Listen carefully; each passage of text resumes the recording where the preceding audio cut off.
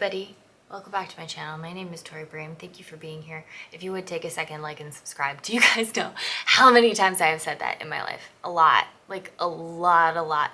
So thank you guys for being here. Today I am going to talk about Seasonal Affective Disorder, or SAD. So first of all, I'm not a doctor. But I play one on TV. I'm talking from my own personal experience, but I have had a lot of experience with this, so, you know, listen to me at your own risk.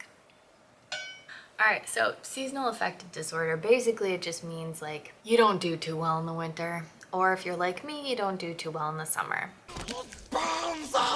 Typically it's the winter. The phrase itself was actually for the winter, like to describe the winter, because you know it's cold outside, you don't get outside as much, you're not getting as much vitamin D. Most people who experience it do experience it during the winter. So yeah, most of the time it's the winter. I don't know what my deal is. I experience it during the summer. It's like once it starts getting warm, like April is when it hits pretty hard. Sometimes it starts in March. But April, I'm usually in the swing of it. June, rough. July, rough. August, terrible. Literally terrible. I'm going to throw up, and then I'm going to die! September, I start waking up again. I'm very happy October and November. And then, you know, it's kind of smooth sailing until it gets warm again. And then I'm like, ooh. So a couple things that might contribute to it, and this, again, this is just my own reflection. This is what I believe. So what were those seasons like when you were a kid? What happened during those seasons that was tough for you? You know, maybe you struggled in school. Maybe you had a parent who was like always cold, so they like wouldn't let you go play outside during the winter. Maybe playing outside in the woods was your absolute favorite thing, and it rained a lot in the winter, or it snowed a lot in the winter, and so it just wasn't the same. Like you couldn't go out in bare feet, you couldn't just go out whenever you wanted to. It got dark at like 4 in the afternoon, so you couldn't just play until from breakfast until dinner. Like your playtime was shorter. There are a lot of things that could contribute to it. So I think it's important to like take a step back and be like, hey, what was this like for me as a kid, and how can I change it now? Because I assume you're an adult listening to this. If not, like, I knew it! What are you hiding? porn? Don't lie to me! What are you doing on your parents' iPad? Like, this was specifically labeled not for children. Not that I'm saying anything that's like wildly inappropriate for kids. It's just, you know. So, but yeah, if you're an adult, or hopefully close to an adult, probably have some childhood memories that are like negative towards that season. Maybe it was just the fact that your parents were always sad in the winter. You know, it was like you went into the winter months and you were just like, everybody was sad. With me, summer, everybody was stressed out. You know, like I'm stressed out.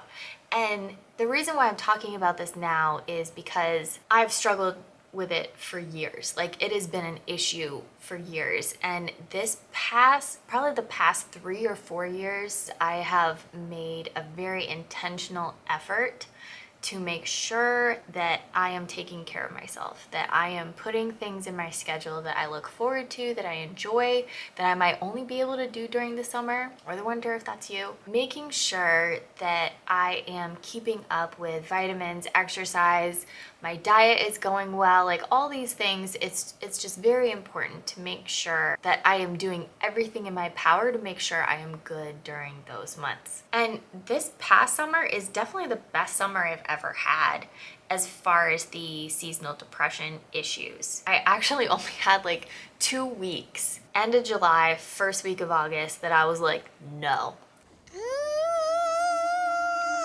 This is terrible. I hate this. It has to be cold again. Everybody has to go back to school. Like, I am just done. I am seriously done with summer. And for me, that usually happens like late June and hangs out until like early September.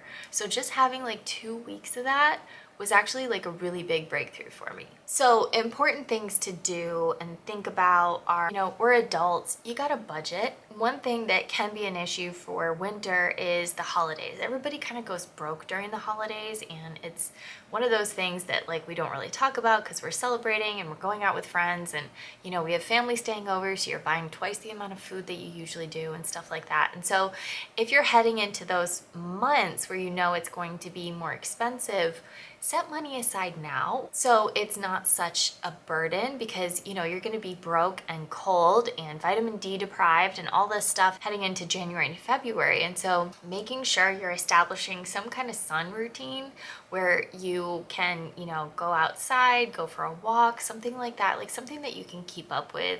I think that's really important. And then of course also budgeting, making sure you're having enough money when you go into things.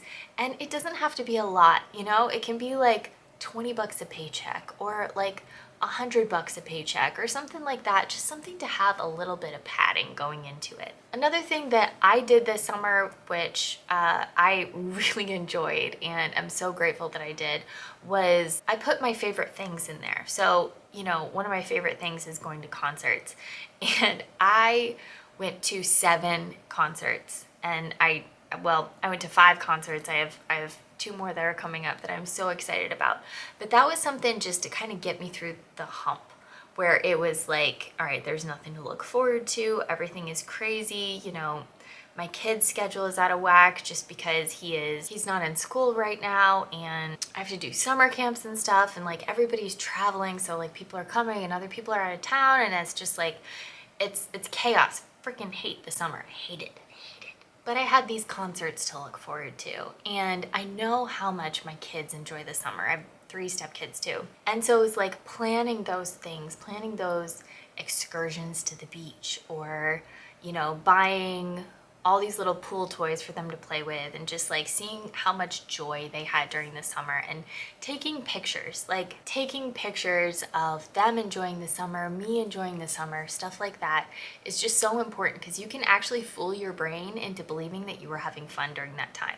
Even though you were like, this is hot, I hate it, I hate everything about it, I'm physically uncomfortable, I don't like the sounds, my brain is like freaking out because I just like hate everything around it. But then you have all these beautiful pictures of you during that time. It's like, while you can mentally remember that like, yeah, that was kind of a sucky day, also have all these beautiful pictures of you making the most of it, of you having a good time, of people around you having a good time. And then I mentioned this, but like I don't script any of these videos, y'all, so it's just like whatever order you get is what you get. But another thing is like going back to your childhood and thinking about what things came up during that season that are kind of still embedded in your psyche a little bit. And so, you know, maybe school was just really hard for you, and even though you're an adult and you have your master's at this point, you've been out of school for the last 5 years, maybe every year during this time you were really anxious about an exam or something like that, and you had that sick to your stomach feeling, and now you go into work like that,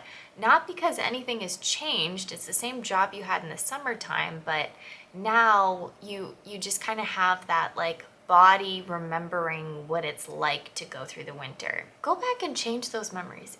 Y'all, it is so easy to change memories.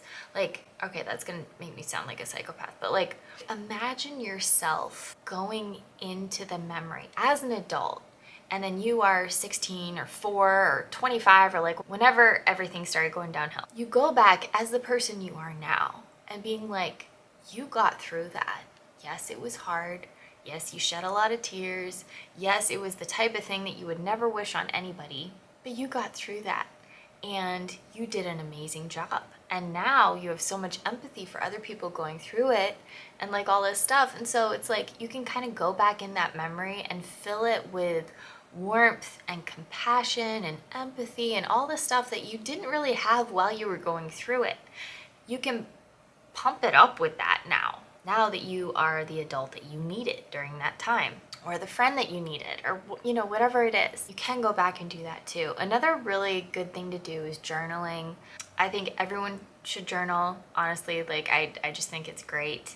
You know, depending on what type of person you are, it might be a little heavy to journal, but like you really don't have to journal about, you know, your deepest, darkest hopes and fears and dreams and like all this stuff. You can just like be chatty with it, you know, just talk about your dinner plans. There is this thing called bullet journaling, and it's just like lists and stuff like that. I do that all the time. I think it is so fun. Like my astrology channel, I'm working on stuff.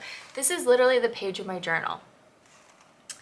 And, you know, it doesn't make sense to probably most of the people watching this, but I got little stickers on it and I'm having fun and it makes sense to me. And that is me getting everything out of my brain onto the page, and it's just very soothing and very relaxing for me. Another thing you can do is buy cute clothes for that season. You know, something that is like that you really look forward to. Sweater weather. Sweater weather. Sweater weather. Oh, God, I would love Finally, sweater weather. That you can maybe keep, like buying something higher quality so you can keep it for several seasons, and you can just feel that luxury, like that ability to be able to have something that is just for that time of year that is yours, that you look forward to. Also, make a list of all the stuff that you hate about it, and then right next to it, write all the stuff that you love about it, but you have to have an equal number. That's the rule. You have to have an equal number. So if you have 8 things that you hate about the month of January, you have to come up with 8 things that you love about the month of January. They have to be side by side.